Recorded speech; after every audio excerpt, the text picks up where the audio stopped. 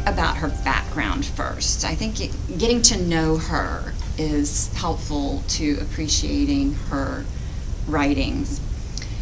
She is born to a very wealthy family. Her father inherited his wealth built on a Jamaican sugar plantation.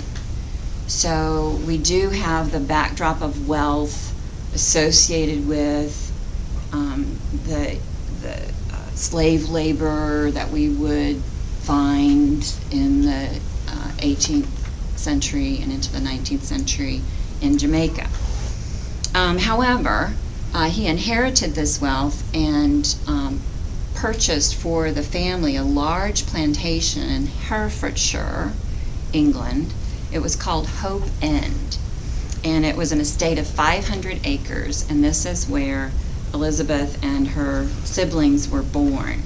She is the oldest of 12 children, and obviously a very comfortable, wealthy home.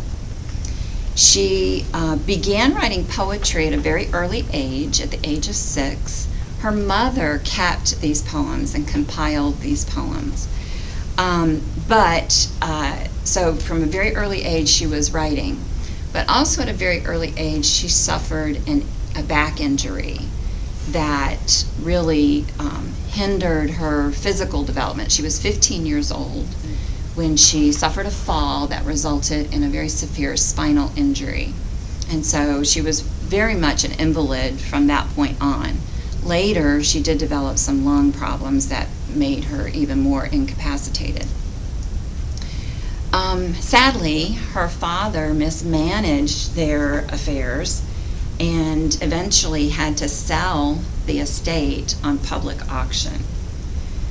Fortunately, or unfortunately, I'm not sure how you want to view this, but Elizabeth's mother passed away before that was necessary. Elizabeth was 23 years old when her mother passed away.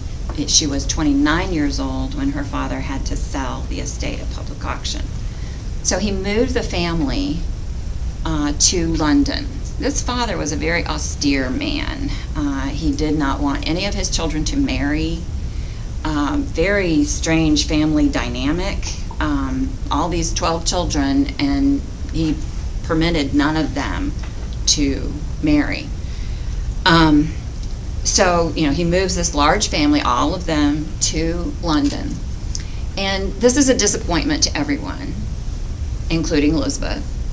But in addition to the disappointment, she began to suffer from the obvious pollution in London and began to suffer increasingly with her lung problems. So her father sent her and a brother back out to the country. He rented a place out in the country for them, and they were very happy, just Elizabeth and her brother living out there. But then tragically, the brother was killed in a fall from a horse. And so, of course, Elizabeth felt responsible for that and returned to London in abject despair. And at this point, she literally did not leave her bed. I mean, she was just totally invalid status. She was grieving over the loss of her brother, grieving over the turn of events for her family. I mean, she was just in abject despair.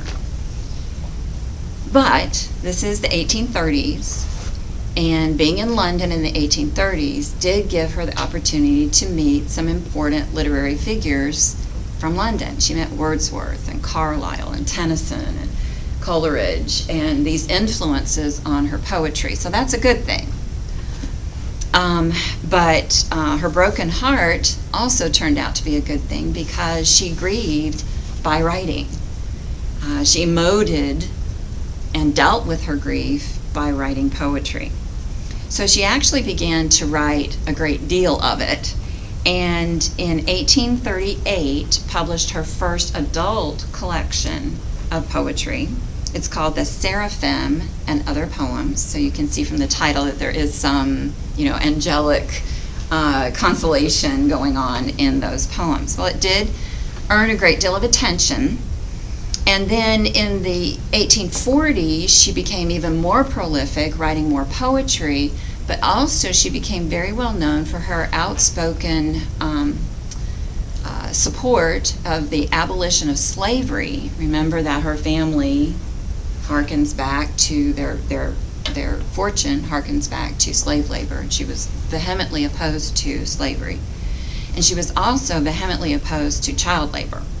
So she worked very hard on behalf of those two causes, which also made her more and more famous. And all of this was culminated in 1844 with the publication of another volume of poetry simply entitled Poems.